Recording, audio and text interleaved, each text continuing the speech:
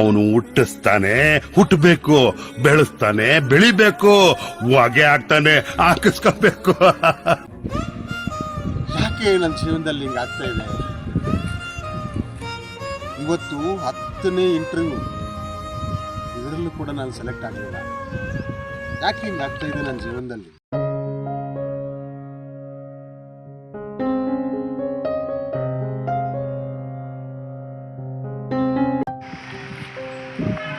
ಏನಪ್ಪ ನೀನು ಈ ಥರ ಇದ್ದು ಏನು ಸಮೇಶ್ವರ? ಯಾಕೆ ಹಿಂಗಿದ್ದೆ?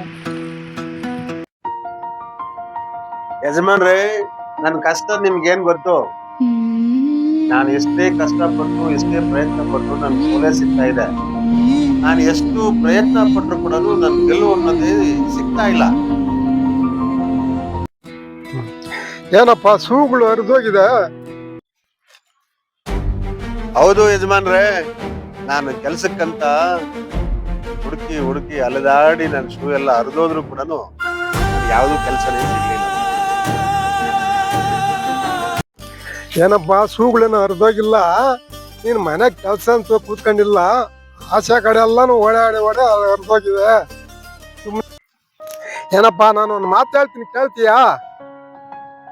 ಬಿದಿರ್ ಮರನ ಭೂಮಿ ಒಳಗೆ ಇಟ್ಟು ಅದನ್ನ 4 ವರ್ಷ ತಕ್ಕಂತದೆ ಬೆಳೆಯಾಕ.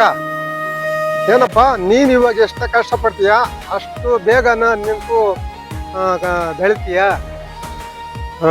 ಸೋತಿರೋದು ನೀನಲ್ಲ, ನೀನು ಪ್ರಯತ್ನ. ಕೊಗ್ಗು ಬೇಡ, ಗೆದ್ದಾಗ ಬೀಗು ಬೇಡ.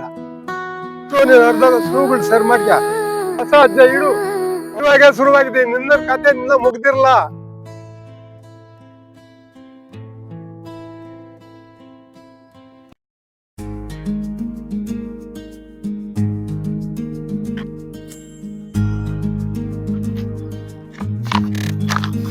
ಸೇವೆಯ ಸೌರಭ. ಯಜಮಾನ್ರು ಹೇಳಿದ್ದು ಕರೆಕ್ಟು. ನಾನು ಸೋತಿಲ್ಲ. ನಾನು ಇಂಟರ್ವ್ಯೂ ಹೋಗಿರೋದು 10 ಇಂಟರ್ವ್ಯೂ ಮಾತ್ರನೇ, 3 ಅಲ್ಲ. 10 ಇಂಟರ್ವ್ಯೂಗೆ ನಾನು ಕುಗ್ಗೋದ್ರೆ ಹೇಗೆ? 100 ಇಂಟರ್ವ್ಯೂ ಆಗ್ಲಿ, ನಾನು ಗೆದ್ದೇ ಗೆಲ್ಬೇಕು. ಆ ಗೆಲ್ಲೋ ಪ್ರಯತ್ನ ನಾನು ಮಾಡ್ಲೇಬೇಕು. ಗೆದ್ದೇ ಗೆಲ್ತೀನಿ.